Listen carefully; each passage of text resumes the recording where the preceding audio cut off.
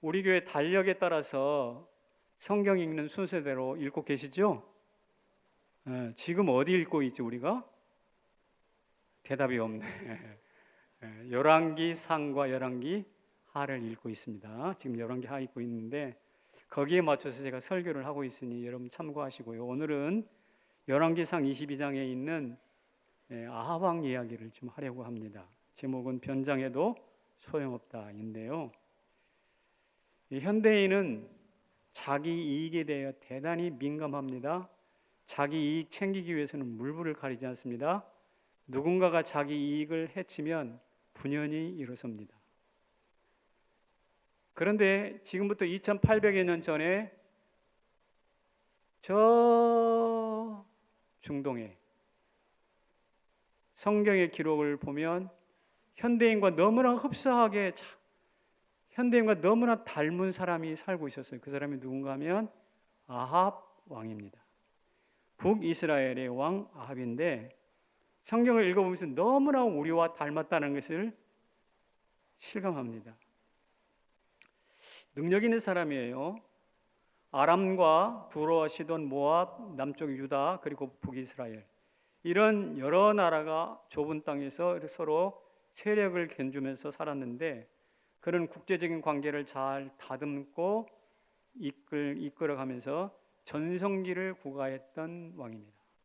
우리나라로 말하면 세종대왕에 필적할 만한 그런 전성기를 구가했던 사람이에요. 심지어 북이스라엘과 경쟁 관계에 있던 주적이라고 표현하는 아람 왕 베나닷을 싸워가지고 전쟁 2번 했는데 싸워가지고 한 번 체포해가지고 다시 풀어줄 만큼 아주 위력과 존재감을 한껏 빛냈던 사람이 바로 아합 왕입니다. 이게 국제 정치상으로 세계 역사 속에서 나타난 아합 왕인데 성경에서는 이 아합 왕에 대해서 많이 관심을 갖고 있지만 그렇게 높게 평가하지를 않습니다. 왜 그럴까요? 열왕기상 16장부터 22장까지 무려 7장의 긴 지면을 할애해서 아합을 설명하지만 아합에게는 결정적으로 몇 가지 약점이 있는 거예요. 이게 우리의 약점이 아닌가 한번 견주어 보면서 말씀을 들으시면 좋겠습니다. 첫 번째는 아합이 정략 결혼을 합니다. 당시 선진 문명이라고 불리웠던 페니키아 문명이 있는데 그 문명의 수혜자, 문명의 전도자라고 할 수 있는 존재가 두로와 시돈이란 땅입니다. 팔레스틴의 그 앞선 문명을 전파하는 두로와 시돈인데 그 시돈 땅에 공주가 있었어요. 그 공주가 바로 이세벨입니다. 그 이세벨을 데려다가 자기 부인으로 삼아요. 그러니까 국제 결혼을 한 것이죠. 그러면서도 정략 결혼을 한 거예요. 왜 두로와 시돈을 정략 결혼으로 만드나? 그 옆에 있는 아람이라는 왕인데 이 아람과 싸우기 위해서 그 옆에 있는 작은 나라들은 화친을 맺는 거예요. 전략적으로. 뿐만 아니라 남쪽에는 북이스라엘과 남쪽 유다로 나뉘어졌잖아요, 나라가. 근데 아람과 전쟁을 할 때 뒤에서 유다가 쳐들어오면 안 되잖아. 그렇죠? 그래서 유다와도 화평을 맺을 필요가 있었어요. 그래서 아합 왕에게는 아달랴라는 딸이 하나 있었는데 그 딸을 남쪽 유다 여호사밧의 며느리로 줍니다. 아까 성경 읽을 때 여호사밧이라는 왕이 나왔잖아요. 며느리로 줘요. 여호람 왕의 부인을 삼아주는 거예요. 그러니까 북쪽의 아람을 견제하기 위해서 시돈의 딸을 데려다가 자기 왕비를 삼고 자기 딸은 남쪽의 유다의 여호람 왕 부인으로 주는 거예요. 2번의 정략 결혼이 있습니다. 이것은 국제 관계를 원활하게 끌고 가기 위한 정략 결혼인데 흔히 쓰던 우리나라도 그렇지만 흔히 쓰던 외교 전략이라고 합니다. 두 번째로는 우상 숭배를 이 사람 빼놓고는 말할 수가 없어요. 이세벨을 아까 데려왔다고 하지 않았습니까? 근데 이세벨만 데려온 게 아니라 이세벨이 믿고 있던 바알 신앙도 함께 데려왔어요. 함께 가져왔단 말이죠. 이 바알을 열심히 섬기면서 징계를 받아고 3년 반 동안 비가 오지 않잖아요. 3년 반 동안 비가 오지 않아 눈 하나 깜짝하지 않아요. 그리고 오직 바알에 집중합니다. 바알 신앙만 들어온 것이 아니라 아세라 목상이라는 신도 들어와서, 그러니까 그 주변에 있는 우상이라고 우상, 그러니까 도움을 주겠다고 하는 모든 신앙은 다 가져와서 마치 북이스라엘이 우상 백화점 같은 곳이 되고 말았습니다. 우상 숭배 아합을 제껴놓고 말할 수가 없어요. 세 번째는 뭐냐면 선지자들을 핍박하는 겁니다. 하나님의 말씀, 의로운 말씀을 전하는 선지자들이 있는데 그들을 핍박해요. 그 중에 대표가 엘리야 아닙니까? 엘리야가 이 아합을 피해서 그리 시내가로 도망가고 시돈 땅 사렙도 과부위로 혹은 로뎀나무 아래로 혹은 호렙산으로 달리고 피할 수밖에 없게 만들었어요. 말씀을 읽다 보면 미가야 선지자라는 사람이 나오는데, 미가야 선지자도 똑같이 엘리야 선지자와 같이 어떻게 되나요? 아합과 대척점이 있습니다. 아합을 책망하죠.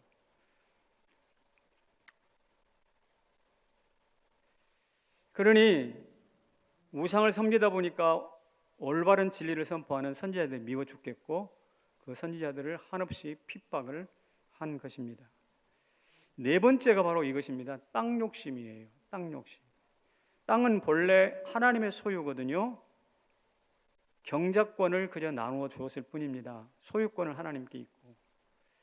그런데 나봇의 포도원을 탐내가지고 왕궁 옆에 있었던가 봐요. 거리도 가깝고 땅이 기름졌는지 그걸 그렇게 가지고 싶었던가 봐요. 그래서 나봇을 죽이고 마침내 그 포도원을 빼앗습니다. 포도원만 욕심낸 게 아니에요. 길르앗 라못이라고 요단 동편에 있는 목초지로 유명한 좋은 땅이 있는데 그 땅을 선하교에 집어넣기 위해서 오늘 지금 본문에 보면 남쪽 유다의 여호사밧 왕과 연합군을 편성해서 전쟁합니다. 그러니까 오늘 여기 그게 오늘 본문에 나오는데 이 본문의 전쟁도 결국 무엇 때문에 하는가? 땅 욕심 때문에 하고 있는 전쟁이에요. 그런데 미안하고 안타깝지만 그 땅 욕심 때문에 벌였던 전쟁을 통해서 죽습니다.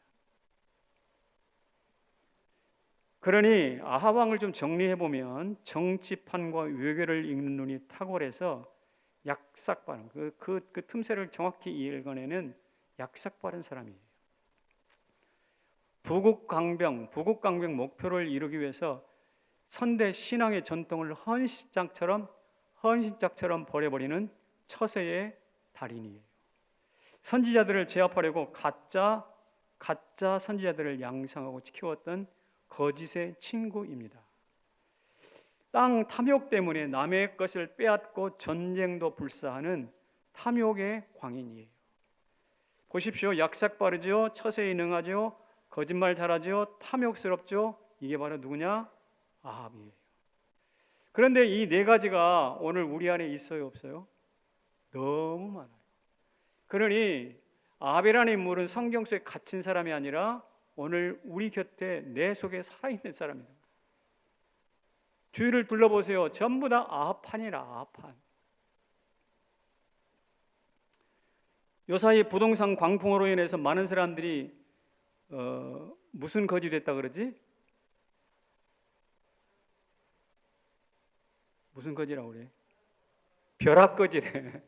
지금까지는 그 거지라는 생각 안 해봤는데 막 다른 사람들은 집값이 올라가지고 땅값이 사고 막 그러니까 이게 올라가서 막 집 한 채 20억 30억 하니 나는 그 집 한 채도 없다. 그러니까 갑자기 내가 거지가 된 것 같아. 이런 박탈감이 어디서 나오는가? 우리 안에 아합에게 있었던 땅 욕심이 동일하게 작동하기 때문에 그런 거 아니겠어요? 정책은 없고 비난 폭로만 있는 선거판을 바라보면서 약삭빠른 인생들이 너무나 많다는 것을 절감합니다. 이익을 위해서 신의는 물론이지만 신앙마저 헌신짝처럼 버릴 수 있는 것이 일상이 되었어요. 그래서 그리스도인들도 어디 가서 이제 때가 때인 만큼 내가 그리스도인이라서 이런 소리 잘 안 하는가 봐요.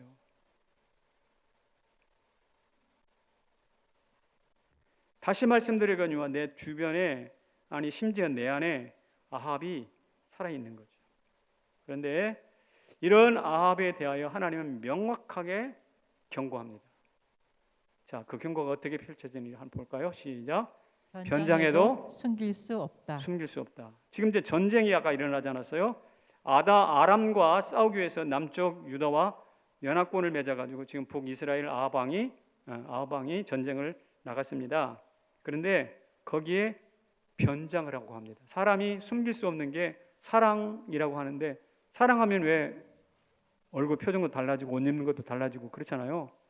선물 공세도 하고. 사랑은 숨길 수 없어요. 재채기나 생리장도 숨길 수 없어요. 그런데 숨길 수 없는 게 땅 욕심도 숨길 수가 없거든. 그래서 아합이 지금 이제 길앗 나뭇을 빼앗기 위해서 그걸 하는데 변장을 해서 간다니까. 아까 오늘 본문에 보면 변장이라는 말을 2번이나 명확하게 써놓고 있어요. 어떻게 변장하는가? 남쪽 여호사밧 왕은 왕복을 입히셔서 전면에 세웁니다. 그리고 자기 북이스라엘 왕 아합은 평민복을 입고 전쟁터에 찾아갑니다. 그러니까 아까 성경에서 읽었지만 아람 군대가 뭐라고 그랬냐면, 야, 큰 자 어리버리 쫄짱들하고 싸우지 말고 왕 하나만 죽여, 왕 하나만 싸워, 이렇게 명령을 내렸거든. 근데 그 전략을 알았는지 간파했는지 모르지만 남쪽 유다 왕 여호사밧을 왕복 입혀가지고 전면에 세웠어요. 그렇지 않으면 살짝 숨었어. 자, 이거 하여튼 얼마나 눈치 빠르고 약삭 빠릅니까? 죽는 사지에 누구를 밀어놓고 여호사밧 밀어놓고 자기는 살라고 살짝 빠지는 거야. 우리들의 모습과 너무 닮은 거 아닙니까? 최고의 변장술이죠. 그런데 이 변장술이 어디서 왔을까? 한번 제가 생각해 봤어요. 여러분, 어디서 왔을까 이게? 제 판단에는 자기 부인 이세벨에게서 배웠다고 생각해요. 이세벨. 왜냐하면 이세벨은 아까 시돈 땅에서 이스라엘로 시집을 왔잖아요. 올 때 신부는 왕비로 왔어요. 시집온 왕비예요. 그런데 실제 속내는 뭐냐면, 내가 북이스라엘 가가지고 내가 섬기는 바알 신을 전파하리라. 바알 종교의 선교사로 온 거야. 신부는 뭔데? 왕비인데 속내는 선교사인 거야. 이게 바로 무엇입니까? 변장이거든. 이게 바로 위장이거든. 이것을 그대로 살붙여 살고 있는 이세벨에게서 배운 거예요. 누가? 아합이. 그래서 전쟁터에 나가가지고 막상 위험한 전쟁이니까 슬쩍 여호사밧을 앞에 세워놓고 자기는 뒤로 쓱 빠지는 거지. 하나님은 이런 인간의 속내를 아실까요? 모르실까요? 아시죠. 당연히 아시죠. 아시고 이것을 한 추호도 용납하지 않으십니다. 어떻게 그런가? 어떻게 하는가? 한번 봅시다. 시작. 한 사람이 무심코 활을 당겨 이스라엘 왕의 갑옷 솔기를 마친지라. 한 사람이 지금 아합을 쏘아서 죽인 거거든요. 한 사람은 이름도 없는 사람입니다. 이름도 밝혀지지 않는 무명의 사람이죠. 그런데 이 사람이 무심코 활을 쐈대. 무심코. 의도해가지고 탁 맞춘 게 아니라 무심코 화살을 쏘았는데 그 화살이 날아가가지고 아합 왕 갑옷의 솔기는 천과 천을 이어대는 틈새를 이야기하거든요. 이 솔기를 정확히 꿰뚫고 들어가서 그의 심장이 바뀐 거예요. 자, 무명의 사람이 의도하지 않고 무심코 화살을 쐈는데 그것이 슝 가가지고 심장이 턱 박혔어. 우연입니까? 섭리입니까? 하나님의 섭리인 거예요. 마치 다윗이 물맷돌 던졌어. 하나님께서 던져진 물맷돌을 쭉 날아가게 그 비행선을 쭉 결정해가지고 정확하게 골리앗 머리에다 갖다 박은 거 아닙니까? 그렇죠? 그렇듯이 오늘 이름 없는 어떠한 사람이 무심코 쏜 화살을 하나님께서 쭉 날아가게 해서 심장에 갖다 박아. 누구의 작품이요? 하나님 아십니다. 무섭습니다. 무서워요. 마치 선악과를 먹고 숨어있는 아담에게 찾아오셔서 아담아 내가 어디 있느냐라고 말씀하시면서 그를 명확히 징계하셨던 하나님 똑같아요. 그런데 하나님은 여기에서만 끝내지 않아요. 한 걸음 더 나가십니다. 어떻게 하는가? 같이 읽어볼게요. 시작. 전쟁이 맹렬하였으므로 왕의 병거 가운데에 붙들려 서서 아람 사람을 막다가 저녁에 이르러 죽었는데 상처의 피가 흘러 병거 바닥에 고였더라. 자, 지금 화살을 맞았습니다. 예, 피가 철철 흐릅니다. 굴굴 쏟아지고 있어요. 지금 뭐 해야 되겠습니까? 후퇴해야 되잖아요. 도망가야 되잖아요. 그렇죠? 도망가려고 해보니 전쟁이 맹렬해가지고 병거에 다 같이 한번 뭐라고 써 있는 거 보세요.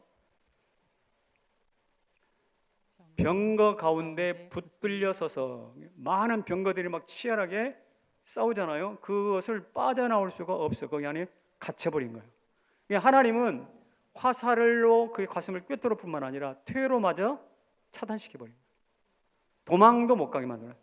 꼼짝달싹 못하게. 이것을 이끌어서 뭐라고 할까요? 진퇴양난이라고. 하나님이 결정하시고 하나님이 마음 먹으니까 막 완벽하게 아합의 생명을 끊어버리는 거예요. 약삭빠르게 땅 욕심 불러 전쟁 일으키다가 지 코가 깨지고 지 목숨 잃은 거예요. 두렵죠. 그래서 우리는 여기서 이걸 기억해야 됩니다. 같이 읽어볼까요? 인간의 무심코는 하나님의 필연일 수 있어요. 우리 가운데 무심코, 내가 무심코 하는 것, 무심코 하는 실수마저도 하나님의 필연적 섭리 안에 들어있다고 믿으시면 좋겠어요. 내가 이름도 없는 무명한 자일 수도 있지만 무명한 자가 쏜 화살이 어떻게 해요? 아합의 가슴을 꿰뚫었듯이 하나님의 쓰시는 섭리의 중심에 설 수 있어요. 내가 하나님의 섭리의 중심에 서기 위해서 유명한 자, 무명한 자 가릴 필요 없다는 뜻이, 하나님이 쓰시면 되는 거지. 따라서 욕심내지 마시기 바랍니다. 하나님 주신 분복에 감사할 수 있기를 바랍니다. 하나님이 정해놓으신 선을 넘지 마시기를 바랍니다. 만약에 그렇지 않다면 요즘 말로 이렇습니다. 한 방에 훅 갑니다. 이 이야기는 신문에 나오는 이야기. 요즘 신문에 보니까 한 방에 훅 간다는 말이 있더라고요. 그렇게 팔레스타인을 주도하고 중심에 섰던 아합이 지교에 넘어가서 한 방에 훅 가버리고 말았어요. 한 방에 훅 가는 것은 화살 하나, 투표지 한 장이면 되더라고. 많은 게 필요 없어. 물맷돌 하나면 돼.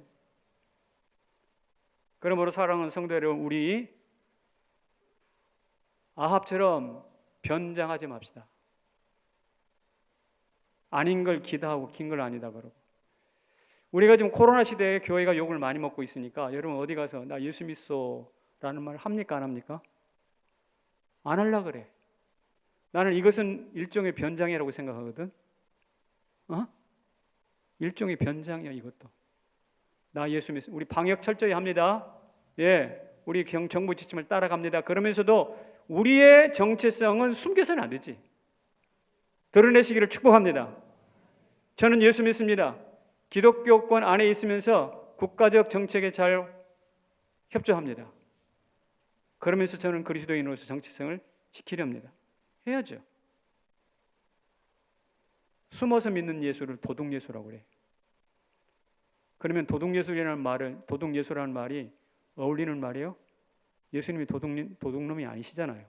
그러니까 거기에 갖다 우리의 그런 잘못으로 인해서 그런 말이 합리적으로 성립되도록 하냐고. 그래서 이런 교훈을 받은 우리들은 이렇게 해야 합니다. 따라합시다. 시작. 뒤섞지 말라, 순결이 능력이다. 다시 읽습니다. 시작. 뒤섞지 말라, 순결이 능력이다. 아합의 삶을 하나로 딱 묶어보라고 한다면 혼합주의예요. 혼합주의, 신크레스테스. 여호와 하나님과 바알을 뒤섞는 거죠. 여호와께로부터 구원도 받고 바알이 준다고 약속하는 풍요도 받고.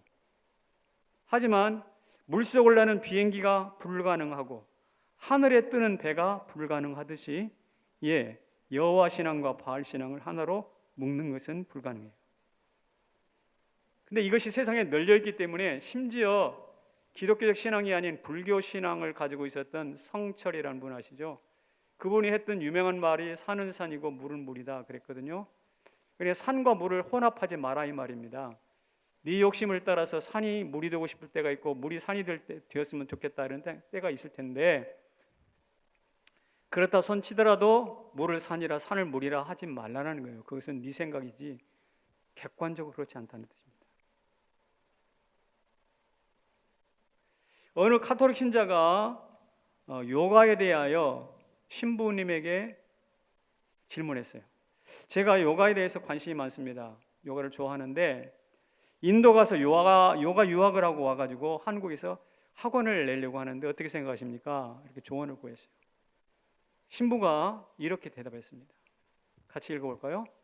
어떻게 업, 숙명, 팔자소관을 하면서 고해를 하며 윤회를 윤회를 믿으며 믿으며 동시에 부활을 믿을 수 있겠는가?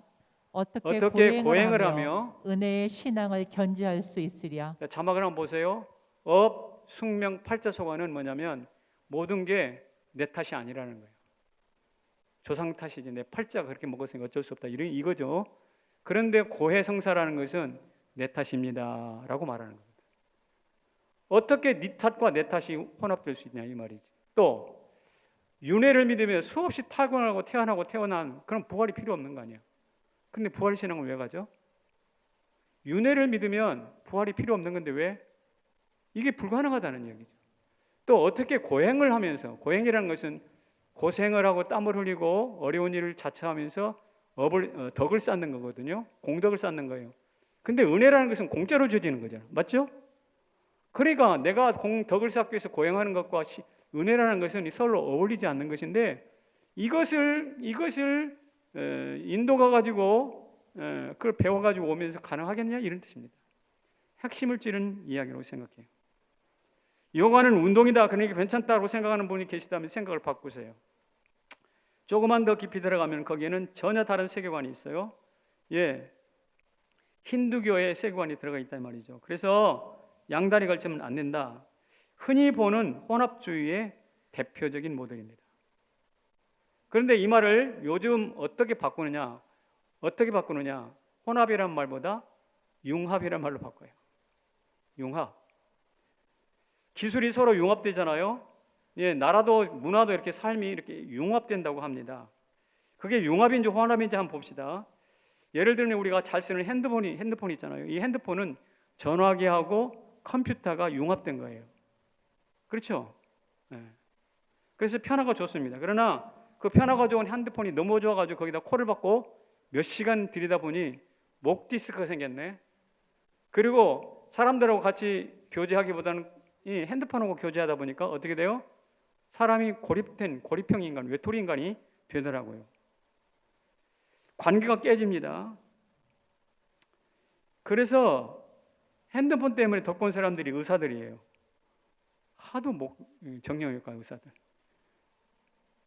그러나 관계는 단절돼가지고 사이는 부작용이 심한 말이에요. 음식에 있어서 뷔페 식당이 있지 않습니까? 저는 이 뷔페 식당도 융합의 원리라고 생각해요. 모든 음식은 있는 대로 다 같이 30개, 40까지 다 갖다 놓고 마음껏 원하는 대로 드시오 이거 아닙니까? 융합. 얼마나 사람들이 막 벌떼처럼 몰려가서 먹지 않았어요? 그리고 벌떼처럼 살이 쳤습니다. 엄청나게 살이 쳤잖아요.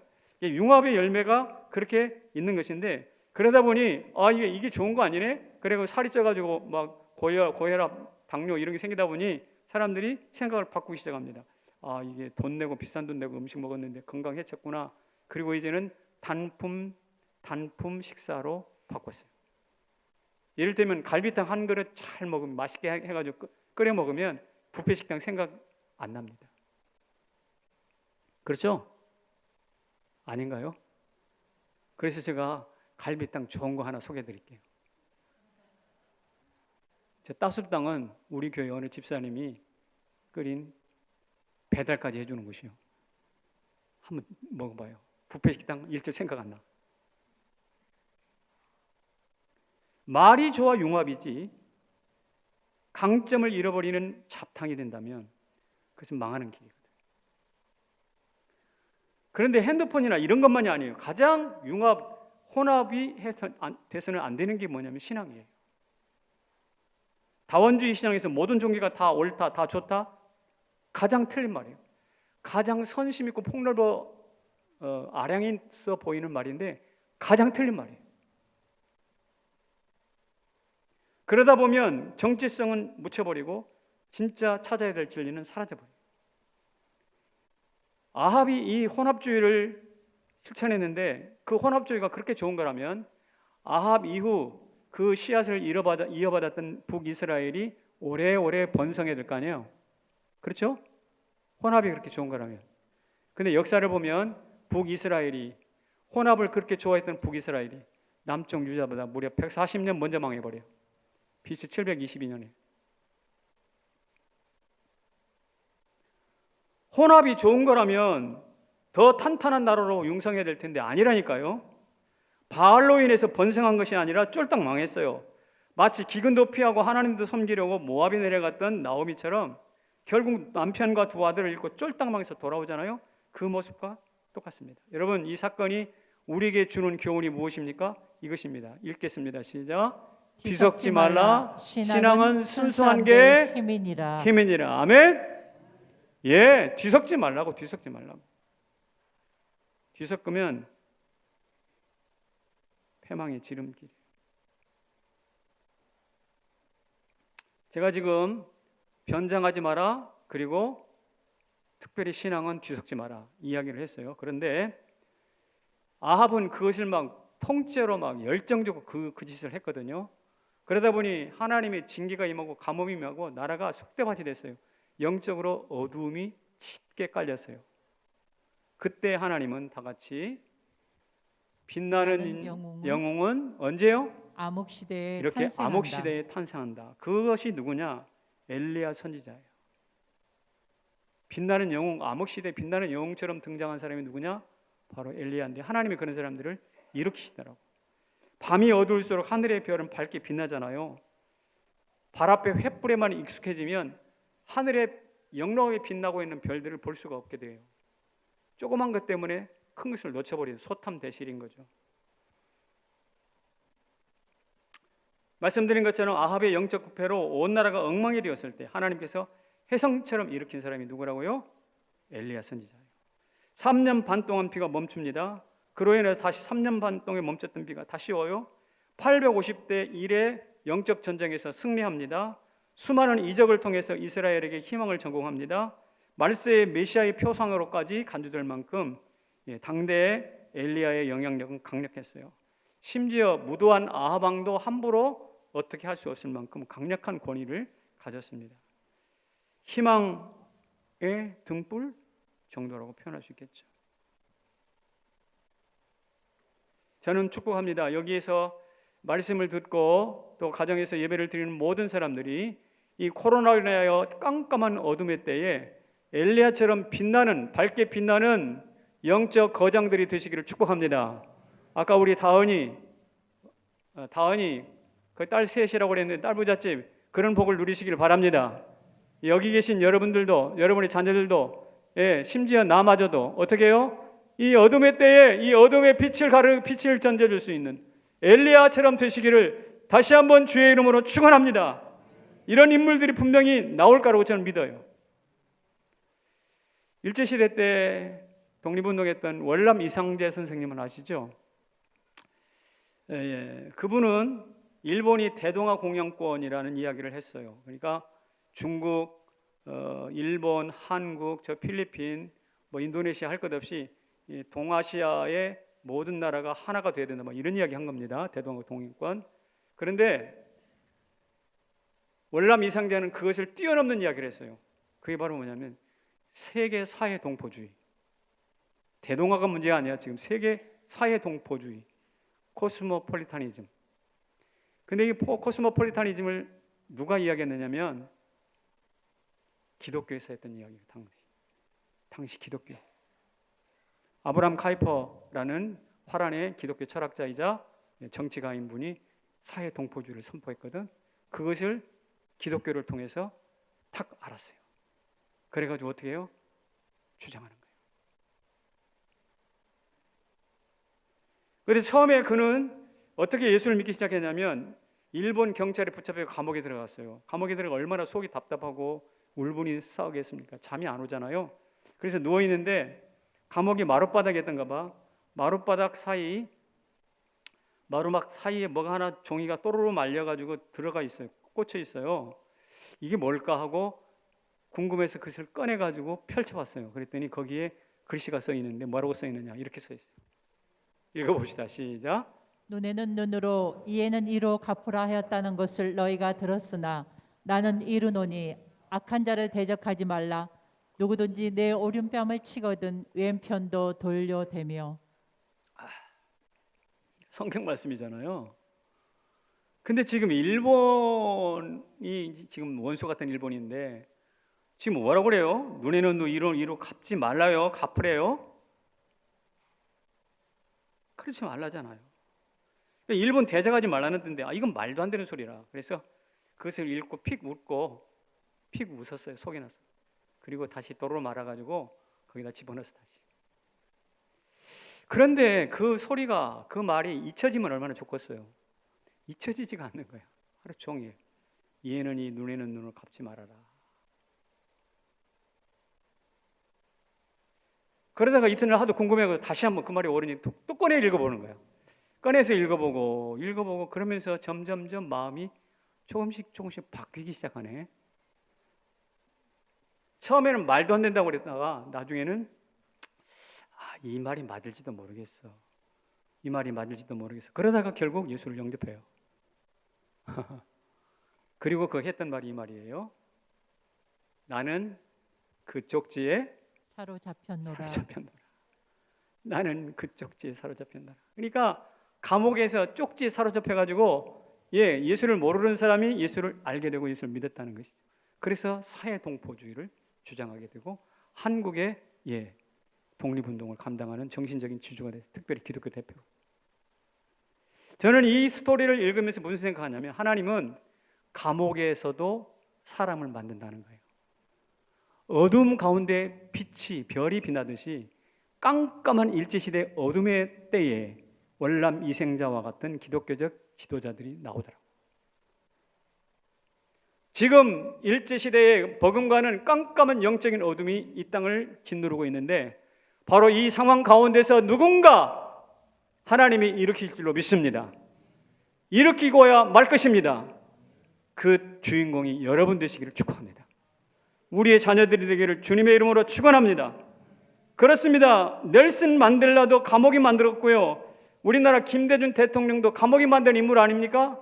지금도 감옥에 가가지고 더 못된 놈 되는 사람이 있지만 감옥에 들어가서 예수 믿고 돌아오는 사람들이 있듯이 오늘 우리의 이 감옥 같은 코로나 감옥에 있잖아요. 이 상황 가운데서 우리 모두가 엘리야처럼 월남 이생자처럼 하나님이 일으키시는 인물들이 되시기를 축복합니다.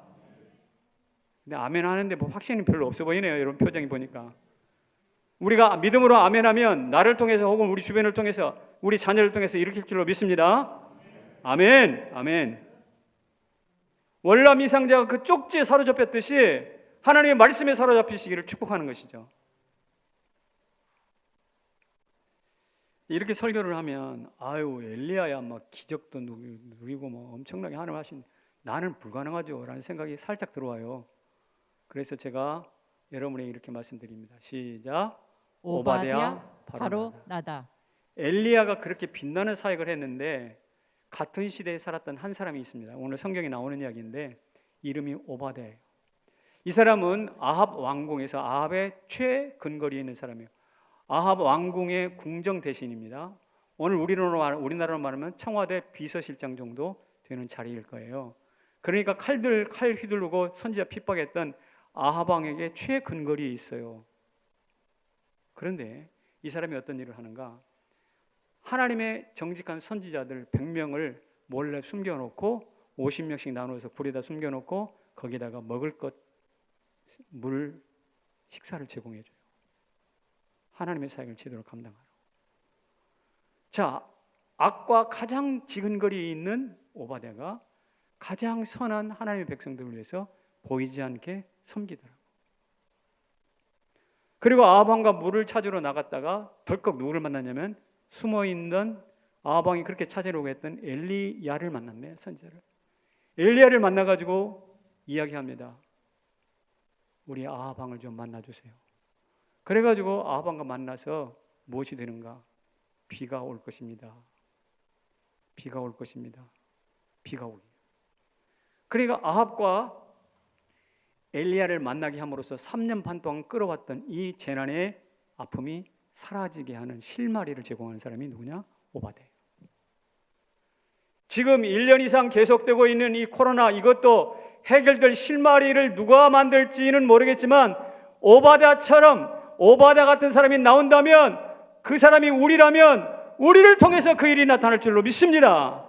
우리가 엘리야처럼 말이에요, 기적을 행하거나 엘리야처럼 빛나는 일을 할 수는 없을지 모르겠어요. 그러나 오바다처럼 악에 가장 가까이 있지만, 그러나 우리는 누군가를 섬길 수 있고, 누군가를 이어줄 수 있는 접촉점을 마련할 수 있잖아요. 안 그래요? 쉽게 말하면 엘리야는 못 돼도 오바다는 될 수 있다 이 말입니다. 그리고 엘리야를 일으키는 하나님이 오바다를 일으키실 거니까 축복합니다. 여러분, 우리 오바다 같은 숨겨진 곳에서 인생의 문제의 해결자가 되시기를 주님의 이름으로 축원합니다. 그럴 때 하나님께서 우리를요, 성남제일교회를 코로나 이후에 더 강한 성도, 코로나 이후에 더 강한 교회, 코로나 이후에 더 강한 가정으로 만들어 주실 줄로 믿습니다. 하나님께서 변장하지 말아요. 뒤섞지 말아요. 뒤섞지 말고 변장하지 말아요. 그리고 하는 말, 네가 바로 오바다다. 네가 바로 이 상황을 열 수 있는 열쇠다. 우리 모두 그렇게 사시기를 축복합니다. 예배 자리 회피하지 마시기를 바랍니다. 자리에서 일어나십시오. 내가 주인 삼은 모든 것 내려놓고 같이 찬송합시다.